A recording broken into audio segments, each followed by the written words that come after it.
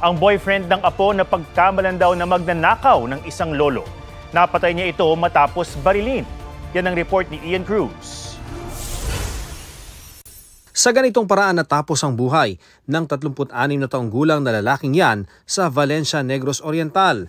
Dumalaw siya sa bahay ng kanyang girlfriend at nag-uusap sila sa sala.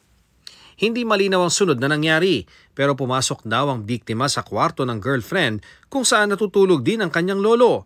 Bigla raw nagising ang lolo at inakalang magnanakaw ang lalaki kaya binaril niya ito. Dead on the spot ang lalaki. Nakakulong na sa detention cell ng pulisya ang 83 taong gulang na lolo. Sinampan siya ng reklamong murder at illegal possession of firearm. Hindi pumayag ang mga kaanak niya na ma-interview ang lolo dahil tumaas daw ang blood pressure nito. Wala namang pahayag ang nobya na nakasaksi sa pamamaril. Giit na mga kaanak ng nabaril na lalaki, hindi siya magnanakaw. Wala kitsa pa may bupakaon ako, yung ipapatay ng akong apo. Musa kaya akong buhaton niya. Wag sila kaluoy. Aminado sila na dati na itong nakulong pero hindi dahil sa pagnanakaw. Bisa pag kinsa diri pangutanos tibok barangay namo bisag mga opisyal kapitan namo. Wala na kawat palangga tos tanan dire.